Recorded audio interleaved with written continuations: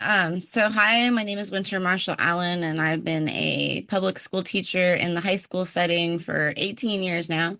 And I currently teach in Homer, Alaska at the high school here. We have about 360 kids on campus. We're the high school at the very end of the road system here on the southern peninsula of Alaska. Um, I'm a special education teacher, meaning that I work with students with disabilities, various kinds of disabilities, from like learning disability or reading disability, math calculation, autism spectrum, Down syndrome, various of needs, various of needs. I see a hand. Hello, how are you? I'm fine, ma'am. What about you? I'm good, thank you for asking. Here, my question is, how often do you witness northern lights in your region? Oh, okay. So we get to see the Northern Lights from about September through February, because right now the light's coming back, and so we'll start losing the night, and we'll have less day. We'll have more daylight and less night. Um, but then the Northern Lights are really they're hit and miss. You don't get to see them all the time. The chemistry has to be right in the sky in order for you to see them. Thank you, Okay, ma'am. thank you so much. Guy, Hello, ma'am. Hello. My name is Gayatri Salvi. I am studying 7th grade. Can I ask one question, ma'am? Yes, please. What is weather like in Alaska?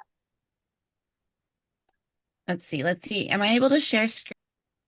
So this is like a level 5 night of the aurora, which means that the all of the gases in the air are just at the right, and the wind temperature and speed is at the right.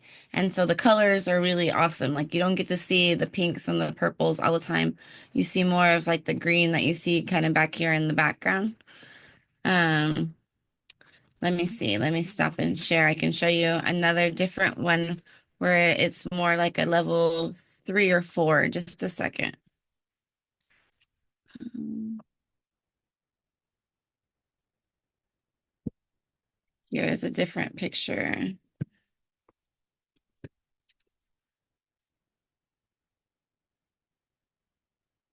Yeah, there we go. Share screen.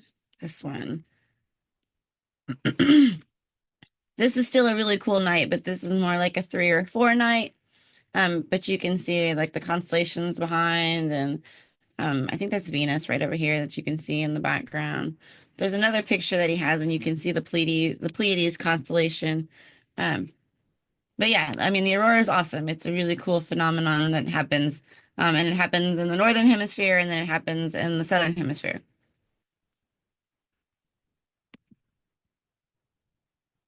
okay, thank you so much.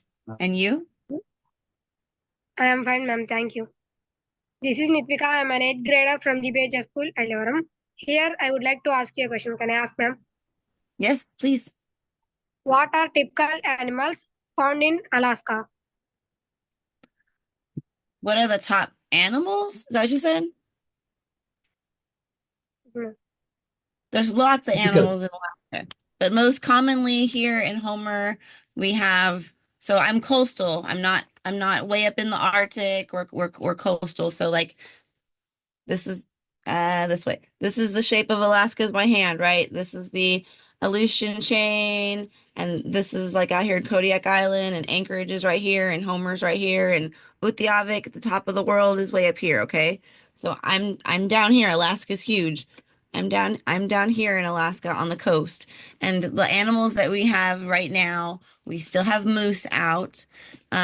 We've had the bears are asleep. We have black bears here, but they're on hibernation. We have otters still in the bay. We had a pod of orcas that were just off the coast of the bay the other day. You could go see them. We had a pod of orcas. There was I think there were 5 or 6 in the pod. Um, and we have lynx up the hill for me. We have lynx in the area. Um, and then we have lots of eagles, and there's oh man, there's still lots of things. There's still beaver, and there's porcupine. There's lots of different animals. But then you get further north, like in Utqiagvik, then you get more caribou and you get wolverine, and you get more lynx. Like we only have like one or two around here, but they have way more there. And then you get marten and you get some of the other animals that people trap line for.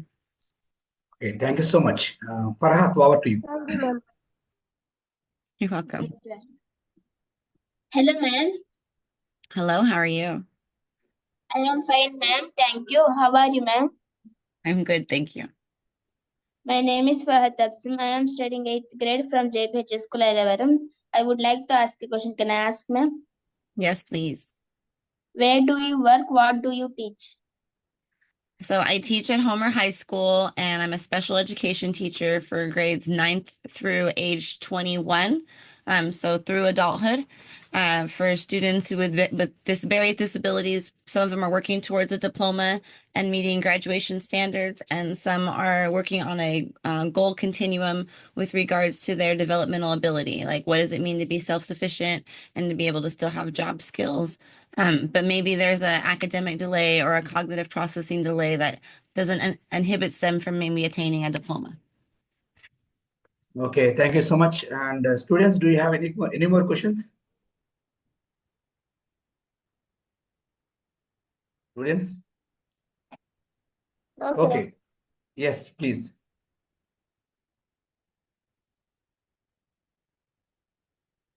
Yes. So here I have questions, Mr. Marshall. Okay. So you have been dealing with, I mean, the students are physically challenged, maybe mentally challenged.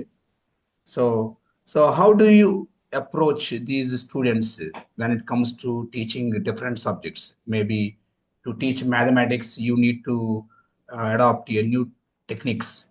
To teach language, you need to adopt a few other techniques.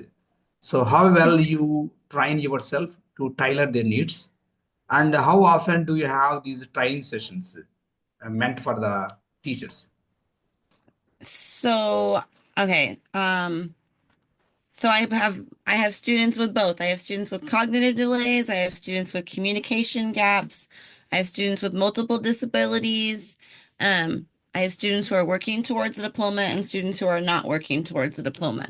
So it's very individualized, the education that each student receives. They all have their own set program and goals that they're working toward. Students with a communication delay, we're using more of a picture icon communication system. So an image of something that corresponds to an actual object. So that way there's object permanence with regards to what somebody's asking for. So like if somebody, like when we're going to go choose our lunch, we'll have picture icons of what's actually available for lunch. And then that student can actually say, I want the pizza that's being offered and the oranges and a milk and whatever. Or if we're doing a reading activity, maybe that student is a really good reader and reads at reads on grade level maybe, but maybe their comprehension of what they're reading isn't on grade level. So then maybe we tie the reading with an audio book or with visual correspondence of what is happening so that we can deepen the comprehension of the material. Um, Things are presented in a similar fashion in the way that everybody else gets them. Sometimes they just have to be broken down into smaller parts. Sometimes they have to be differentiated in regards to reading level. Maybe they're not reading at an eighth grade level, but they're still going to be learning the eighth grade concept. So Alaska has been a beautiful region of United States of America, and you are so lucky and fortunate to live there. And I heard that the water, drinking water available in Alaska is so fresh and pure. And And at the same time, the weather is also, the scenic beauty is also magnificent. Could you please talk about that? oh yes, we have beautiful glaciers and we have beautiful landscape. And the water is really pure and clean in that regard.